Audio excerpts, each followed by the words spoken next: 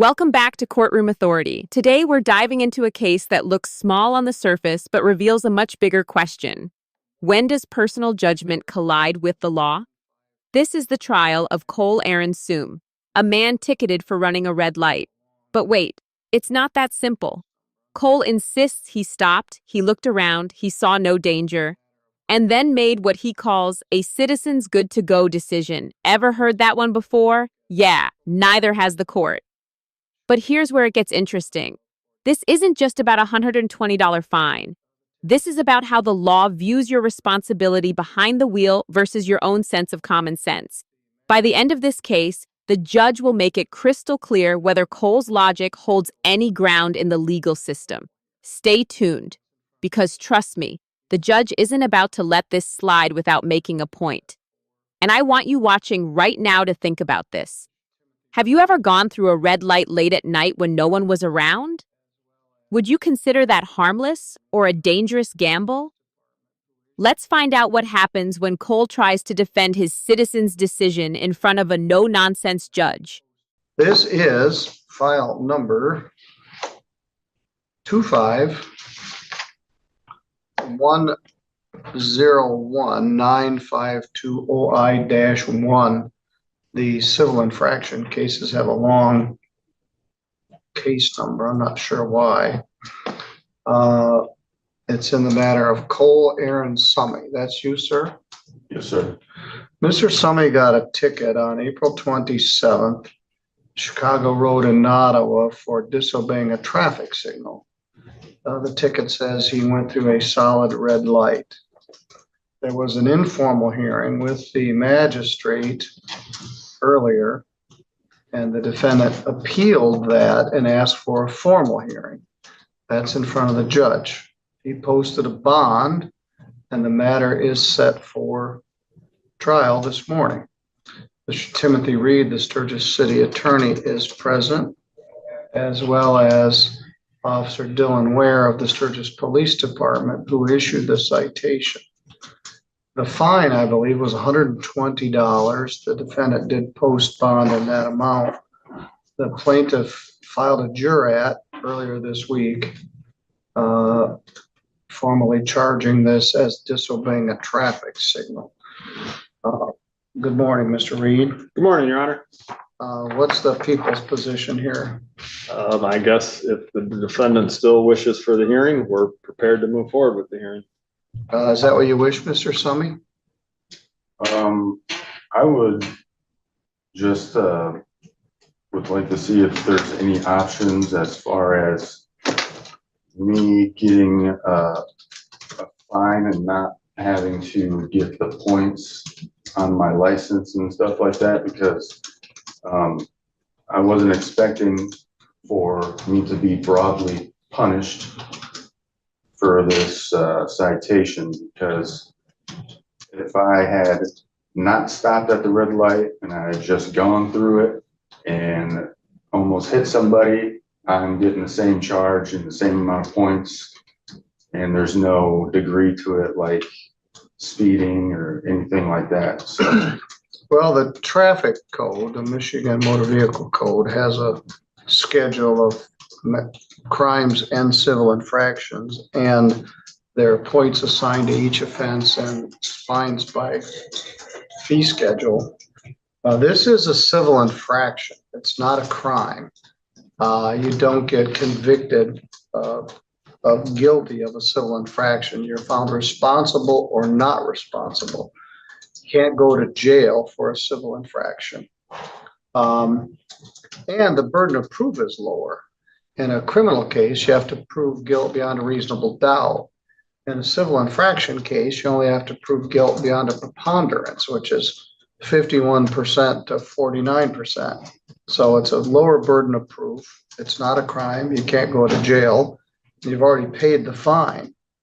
The officer's here on overtime. He came in once before to testify. He's here again. Mr. Reed, any response to that? I mean, we're here for the hearing of, the charge is the charge. Yes, so the city's not willing at this point to alter it. with that in mind, you just want to pay the $120 fine and you wish to have a hearing on this. If I pay the fine, am I gonna get the points and stuff Yeah, like you're that? gonna get 2 points. Well, then, yes, I'd like to continue this. All right. I mean, if people can sit in jail and fight their case and have it get dumbed down, all because that the courts don't want to go to trial and they'll just give them a better deal. I don't understand how I can't get at least a warning on this, and I'll never do it again. I've definitely have learned my lesson there, but I don't feel like I should get the points if I came all the way up to the stoplight and I stopped. Well, we haven't gotten to the facts yet. So I don't know, but right now you have 0 points on your driving record. So this isn't gonna cost you your driver's license. You've had some points in the past, but they've all gone away. So you have 0 points. In fact, even with this on there, it shows 0 points. This carries no points. It carries points. It's just when they appeal, it doesn't Oh, hold the abstract. points. All right. Okay. I thought it carried 2 points. It does. All right. So you're not gonna lose your driver's license. You're gonna get 2 points on your driving record. You've already paid the $120 fine. So I'll use your bond to pay your fine. The case will be done. But if you wish to have a hearing, the city's ready to go forward. Yes, I would like a hearing if the. All right, well charges then are let's gonna just go get through it. changed. Okay. My first witness is Cole Summey. All right, well, let's have Mr. Ware and Mr. Summey both raise their right hand. Mr. Summey, do you swear or affirm any testimony you're about to give in this matter will be true to the best of your knowledge and belief? Yes, Your Honor. All right, in a civil infraction, because it's not a crime, you don't have the right not to testify. So the city is calling you as a witness. So would you come up and have a seat in the witness box? Your name is Cole Aaron Summey. Yes, Your Honor. All right, very good. Mr. Reed? Thank you. Does court need the spelling of his name or is it? No, we got it. SUMMEY. And Mr. Summey, you were operating a motor vehicle within the city of Sturgis on April 27th, 2025, correct? Mhm. Is that a yes or no? Yes, And you were on Nottawa Road at or near Chicago, meaning US 12, the main intersection there, Nottawa Road, at around 11:35, 11:36 in the morning. Is that correct? yes. And at that time, you came to the red light that was facing your direction, You said 11:30 in the morning? 11:30 at night. Oh. Is that correct? Yes, And you were traveling southbound on Nottawa, is that correct? yes, And you came to the intersection of Chicago and Nottawa Road to a red light, is that correct? yes. And you proceeded through that red light before it turned green, is that correct? Yes, only because I didn't feel any resentment towards the fact that it's 2025. And I wouldn't expect tax dollars to go towards something that could easily tell me that there's no traffic. So I told myself, I made a citizens good to go on that one. You made a citizen's good to go that you're going to disregard the red light because you didn't feel there was any I didn't risk. disregard it. I regarded it and then, Didn't stop for it, I stopped. but didn't wait till it turned green. Correct. So you understand that the traffic law requires you not to proceed until the light is green? Yes, but I feel like that would just be going against what I know is right. No other questions, people rest. All right. Mr. Summey, is there anything else you'd like to tell me? I mean, I just hurt my feelings to think that just because a light didn't turn green, I'm getting charged with disobeying a traffic signal. I didn't disobey it, but I didn't wait for it to tell me I'm good to go. Okay. I'm not aware of a citizen's good to go. This is the busiest the second busiest intersection in Sturgis. Every night that I go out of work and I go there, I'm sitting there unnecessarily. But like I said. Now, they did change the law. You can turn left on a red light, right on a red light these days, but you can't just blow through it. I don't make the law, and you've essentially acknowledged that you committed it. There is no citizens good to go. You felt like nobody else was coming and you could just go through it. We Well, I can knew do, no one else was coming. all right, well, that ain't what the law says.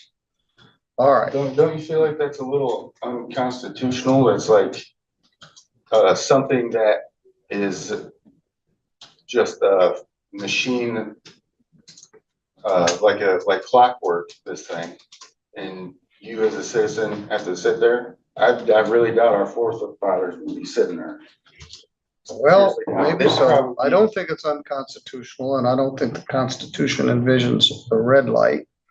So you wasted my time, caused a bunch of overtime for the Sturgis Police Department, so maybe that's some satisfaction. I mean, it is a waste of time, really, but how is it on me? Well, I find that you're responsible for the violation by your own admission. I'll use your $120 bond to pay the fine.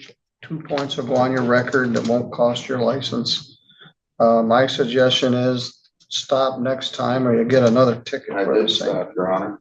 All right, very good. Mr. Summey, you're good to go. And there it is. The judge has spoken. Cole Aaron Sooms' Citizens Good to Go defense didn't stand a chance against the hard reality of traffic law.